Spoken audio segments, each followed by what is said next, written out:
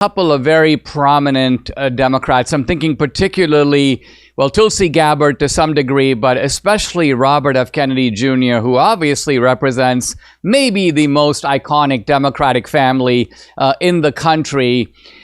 The Democrats themselves are downplaying this. In fact, a Democratic spokesman said something to the effect of like, good riddance, this guy is like a weirdo, he's a marginal guy. I don't see it that way. I think this is a big development. Do you agree? And what real difference does this make?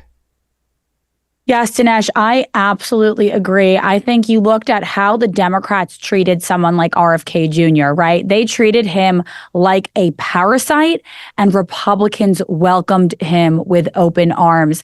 I think the scariest thing to the Democrat establishment and to the mainstream media and to all the Hollywood elites was seeing RFK Jr. on that stage here in Arizona last week with Donald Trump. I think that was the scariest moment for them all. And what that moment really represented, I think, to the Americans at home watching, was the moment that us as Americans put our differences aside and agreed to take on the deep state and formed such a powerful and patriotic alliance, like you said.